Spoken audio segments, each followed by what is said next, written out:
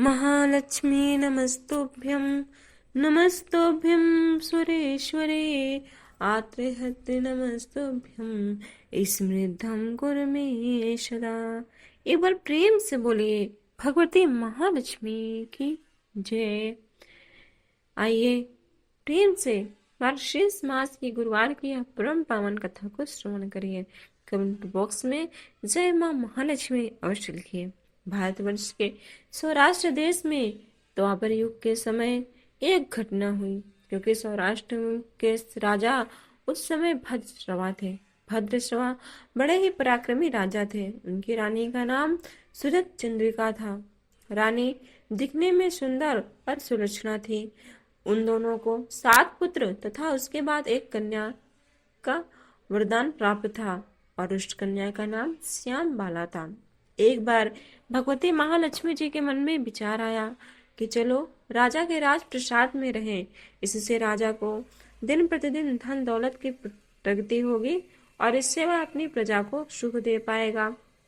क्योंकि महालक्ष्मी यदि गरीब घर में निवास करेंगी तो महालक्ष्मी को पाकर धन दौलत की अधिकता के कारण वह गरीब स्वार्थी की तरह केवल अपने ऊपर ही धन खर्च करेगा, परंतु राजा पूरे नगर का भरण पोषण करता है। इसलिए भगवती लक्ष्मी एक बूढ़ी ब्राह्मण स्त्री का रूप धारण करके हाथ में लाठी लेकर रानी के द्वार तक पहुंची। यद्यपि भगवती ने बूढ़ी ब्राह्मणी का रूप धारण किया था, परंतु माँ के चेहरे पर अलौकिक तेज था। उनको देखते ही एक दासी माँ के सामने आई और माँ का नाम पूछा।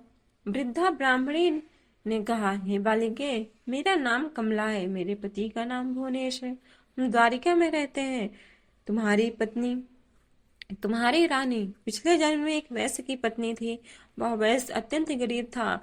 दारिद्र्य के कारण हर रोज घर में झगड़े होते थे तथा उसके पति में और उसमें रोज क्लेश होता था। इन बातों से तंग आकर एक बार वह घर छोड़कर जाने लगी और जंगल में जाकर वह खाली पेट इधर उधर भटकती थी। उसकी ऐसी दुर्दशा पर मुझे दया आई। तब मैंने उसे सुख संपत्ति ऐश्वर्य देने वाले भगवती महालक्ष्मी की कथा को सुनाया। मेरे कहे अनुसार उसने महालक्ष्मी का व्रत किया। श्री महालक्ष्मी की प्रसाद से उसकी सभी गरीबी दूर हो गई। उसका घर दौलत, संतति और संपत्ति से भर गया। बाद में पति पत्नी दोनों परलोक को सिधार गए।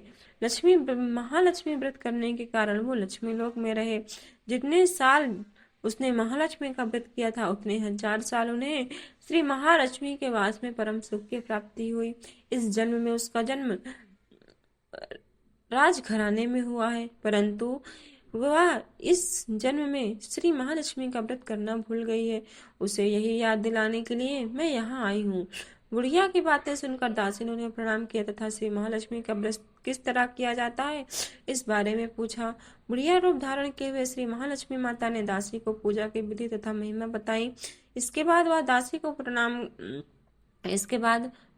माता को प्रणाम करके रानी को अंदर सारी बातें बताने चली गई। राज वैभव में रहते हुए रानी को अपने ऐश्वर्य का बहुत ही गुमान हो गया था।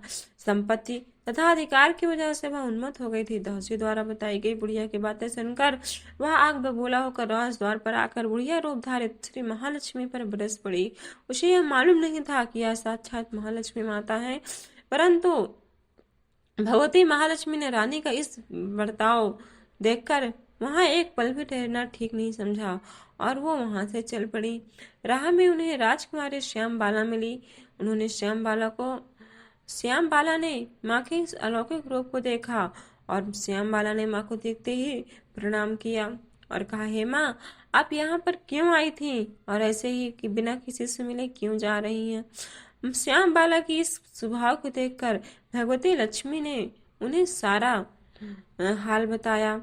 उस समय मार्गशीर्ष मास का पहला गुरुवार था। श्याम बाला ने बड़ी श्रद्धा से महालक्ष्मी माँ का व्रत रखा। फलस्वरूप राजा सिद्धेश्वर के पुत्र मालाधर से उसका विवाह हुआ। वह धन दौलत ऐश्वर्य वैभव से युक्त होकर अपने पति के साथ आनंद में दिन बिताने लगी। इधर श्री महालक्ष्मी का रानी पर प्रकोप हुआ। फलस्वरूप राजा भद्रश्रवा का राज्य एवं राज कारोबार नष्ट हो गया, यहाँ तक कि खाने के लिए लाले पड़ गए। ऐसी हालत में एक दिन रानी ने राजा से निवेदन किया कि हमारा दामाद इतना बड़ा राजा है, इतना धनवान है, इतना ऐश्वर्यशाली है, क्यों ना हम उसके पास जाएं और अपना हाल उसे बताएं, वह अवश्य ही हमारी मदद करेगा। इस बात पर राजा भद्रश्रवा दामाद के पास रवाना हुए। राज्य में पहुंचकर एक तालाब के किनारे थोड़ी देर विश्राम करने के लिए ठहर गए। तालाब से पानी लेते हुए जो महल से दासियां आती थीं, उन्होंने उसे देखा और उन्होंने बड़ी ही विनम्रता से उनकी पूछताछ की। जब उन्हें मालूम हुआ कि वो रानी श्यामबाला के पिता हैं, तो डरते हुए जाकर उन्होंने रानी को सारी बातें बताई। रानी ने दासी के हाथ परिधान भेजकर बड़े ही ठाट से उनका स्वागत तथा आदर सत्कार किया, खान पान करवाया। जब वो लौटने लगे तो सोने से मोहरे भरकर घड़ा उसने अपने पिता को दिया। राजा भद्रश्रवा जब वापस लौटे तो उन्हें देखकर रानी सूरज चंद्र का अत्यंत प्रसन्न हुए। उन्होंने सोने के मोहरे से भरे हुए घड़े का मुंह खोला, पर भगवान की ऐसी गति कि वह धन कोयले में बदल गया। यह सब भगवती महालक्ष्मी के प्रकोप से हुआ था। इस प्रकार दुर्दशा में और भी कई दिन बीत गए।